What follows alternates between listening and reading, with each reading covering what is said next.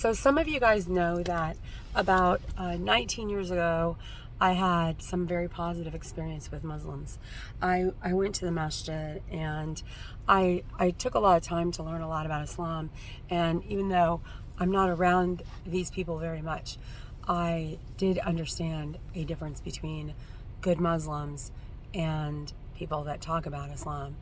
And the big thing I wanted to tell you is that no matter how bad or broken we are, one of the things that helps me hang in there is that I understand that God chooses us, or if you're a Muslim, Allah, if you're a Christian, God chooses people that can reach certain people at certain parts of their lives.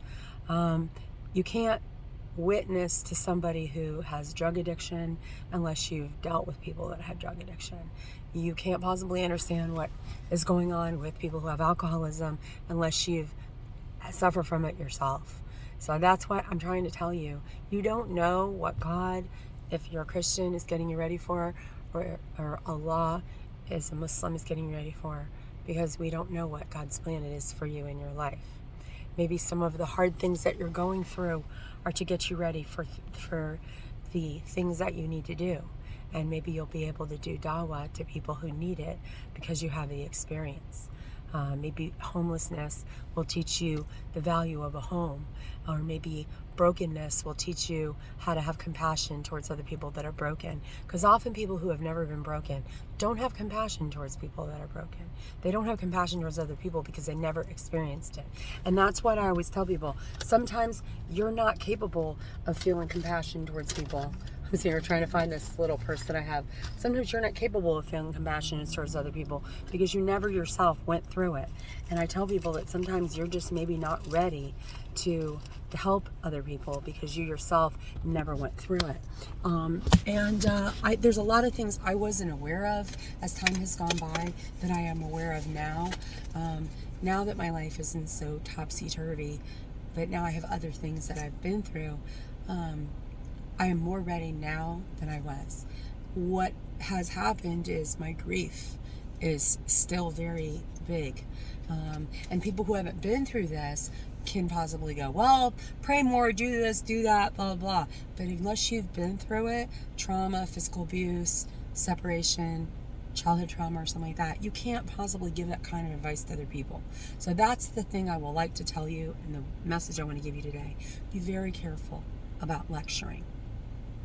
Be careful about doing that, because sometimes life has a way of bringing that thing into your life, whether it be being abandoned, whether it be losing things, whether it be loss, and you were lecturing someone else and telling them else what to do when you had no reference point and you didn't know what you were doing. You had no right to give somebody else a lecture. Like, I look like everything's fine. I'm in a 2017 Ford. I have a great house, but they didn't see me in the things that I suffered. And a lot of people ask me, well, how did you help Mustafa 4 years ago when he was homeless? I said, because in 1989 I was homeless, and I know how terrifying it is. God gets us ready for things that we're going to face.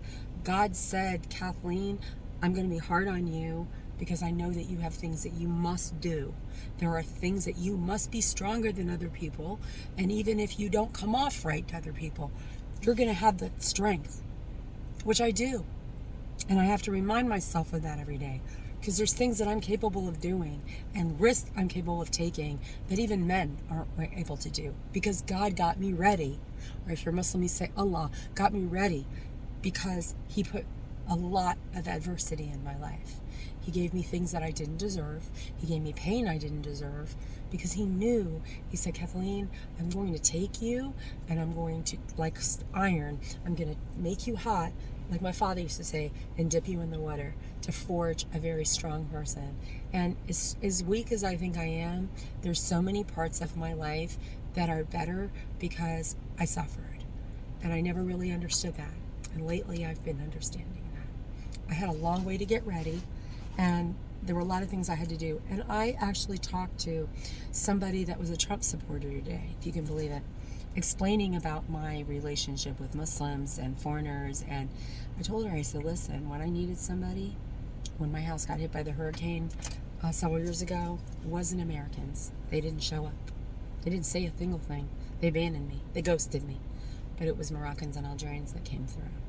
So I just want you to think about that when you go through things, or maybe you look around, maybe I did something good for you and someone from your own culture said no. Just try to look and keep perspective as to what God is getting us ready for. We don't know what God's plan is. We don't know how God uses death, how he uses loss, how he uses heartbreak to mend, to heal, to give witness to his glory, and show us all the glory of God. Happy Ramadan, everybody. I love you so, so, so much. I hope that is a lesson that maybe I needed to share with you, and stuff I need to remind myself that I am strong and that I am capable, and that things didn't happen to me because they weren't supposed to. All of it had to work together for good.